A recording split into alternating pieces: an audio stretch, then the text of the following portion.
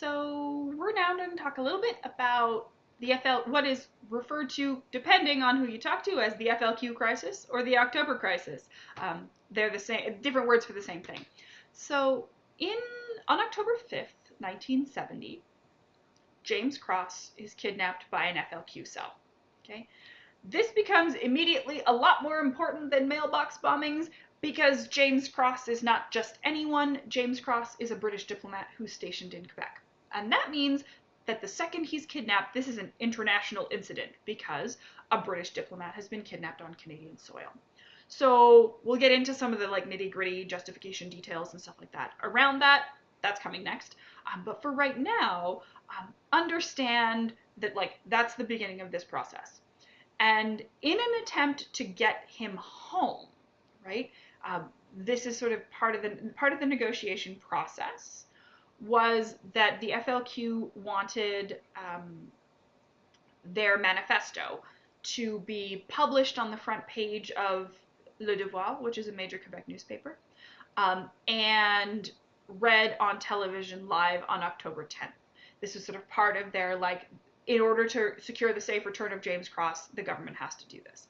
And the government manages to convince the newspaper and the television stations to do this thing.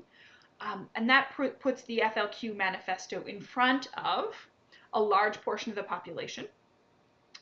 Even if they don't support the violence that has been going on for a really long time, they sort of support that, like, I guess, element of having pulled one over on the government and sort of getting their message out there, right? Because at this point, as far as the kidnapping goes, no one's died. And I understand that this doesn't make any sense to any of you right now. I was very confused when I first learned about this, but at this point in time, you need to understand that ideas about kidnapping and hijacking are quite different. So at this point in time, for example, airlines have decided that it's actually cheaper to just compensate people for planes occasionally being hijacked instead of preventing people from hijacking planes. And this is mostly because when hijackers hijack a plane in the 1970s, what they're really looking for is like, hey, you're going to drive it, you're going to take us to Barbados. And then we're going to get off the plane and you can go back wherever you wanted to go. Like this is, so it becomes an inconvenience for passengers. Very different than, say, post 9/11 conversations about hijackings, conversations about people dying. Throughout the 1970s, yeah, there's a lot of plane hijackers, but no one gets hurt for the most part. And certainly nobody does. Certainly we don't see the same kind of questions about large numbers of people dying in that sort of way.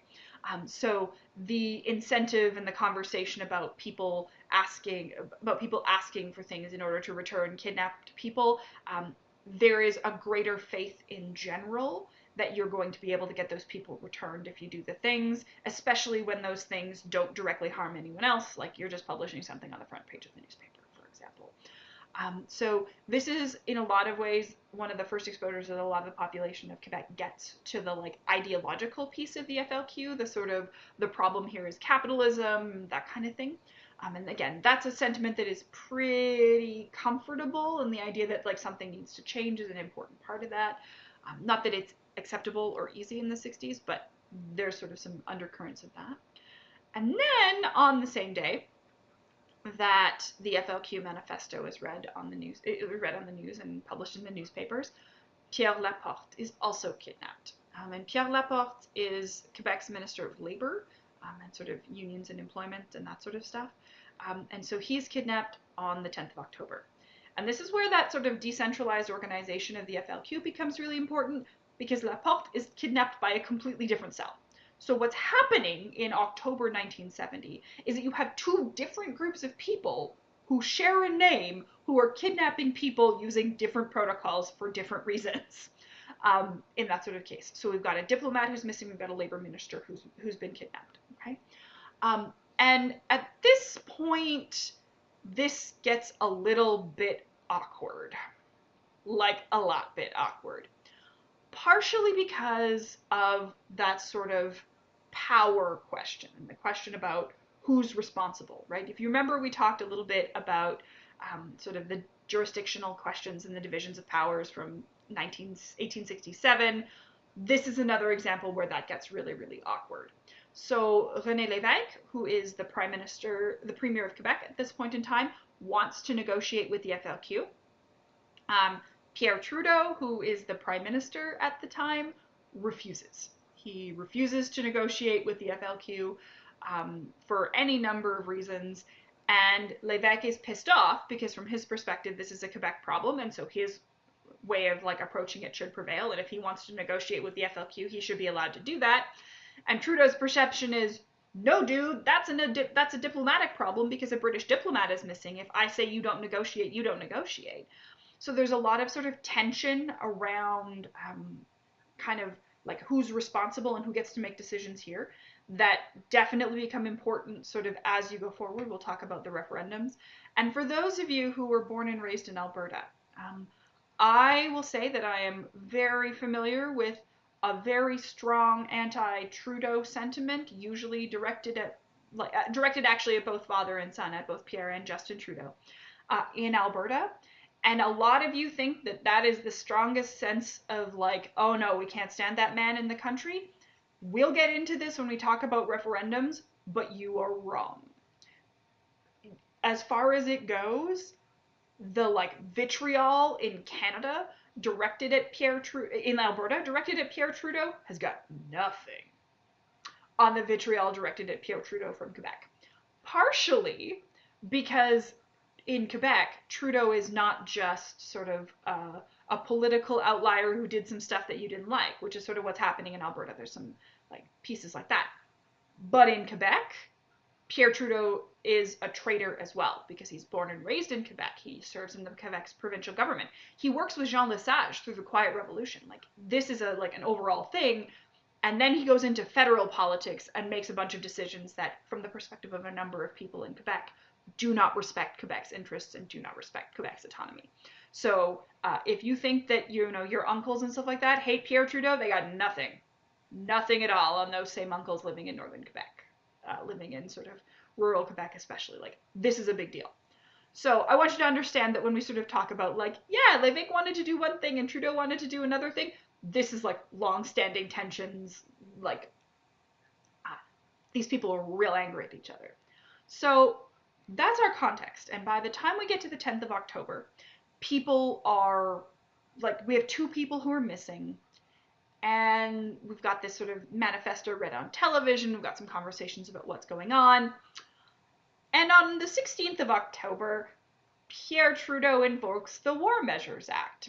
And the War Measures Act is a piece of federal legislation that's really designed, as you might guess from the name, to sort of manage things during war.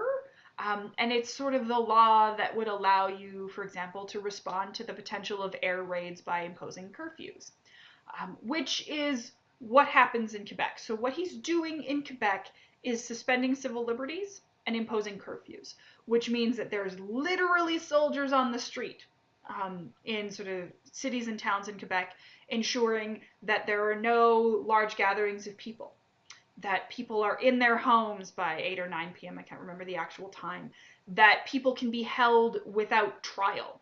So if the government suspects that you might have anything to do with the FLQ, they can throw you in prison. And they don't have to charge you, and they don't have to give you a trial because they've got the War Measures Act in place.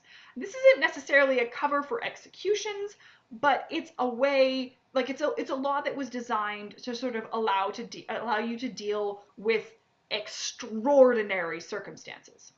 It was designed and written to sort of deal with the countries at war.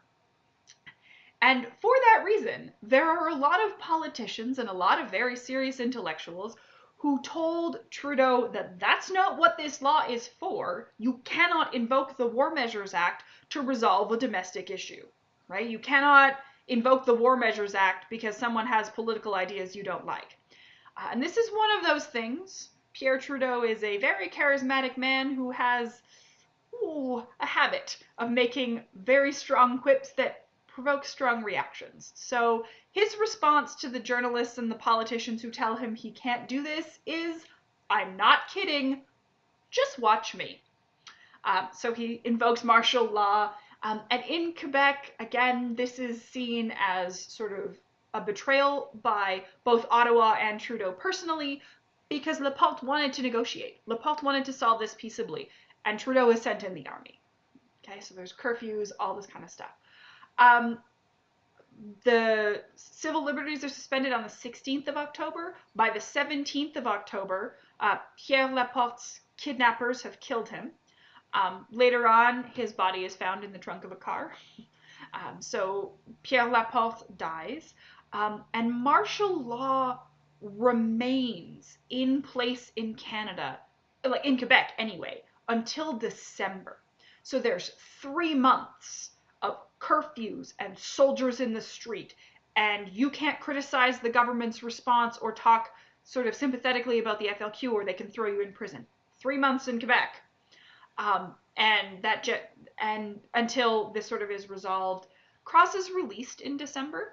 His kidnappers release him in December because they've sort of been negotiating for what they really want. And what they have asked for and what they wind up getting in exchange for Cross's sort of release is, we want a plane to take us to Cuba along with the people who kidnapped Pierre Laporte. Right? You remember how I said these people are actually Marxists? So essentially what they're asking is, yeah, we would like to go to a place where communism is the going system of government, and we would like to live there, please. They do go to Cuba.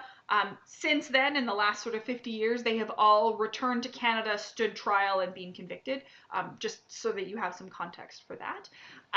But that kind of conversation is really, really important. This experience, this crisis, changes the way that most of the rest of the country perceives what's going on in Quebec. Because up until this point, the conversation was that the population in Quebec was largely just a bunch of whiners. And that, like, yes, they're annoying and they're, like, forcing us to be frank. I'm like, this is just stupid. The second the October crisis hits, the second the FLQ crisis hits, whichever phrasing you want to use, it becomes a question of like, oh no, these people are dangerous. And the sort of conversation, especially because the FLQ outside of Quebec is largely interpreted as a separatist nationalist movement, there becomes this idea that Quebec separatism and Quebec nationalism is way, way, way more dangerous. Like, this is a big problem. Okay? And that sort of changes the sort of perception about how necessary and how quickly the rest of Canada needs to deal with those issues. So that is our discussion about a very brief, but yeah, that happened in Canada. We just don't talk about it very much kind of moment. We've got a couple more of them that we could go through. And then next we're actually going to talk about the Constitution, and then we'll go back to referendums.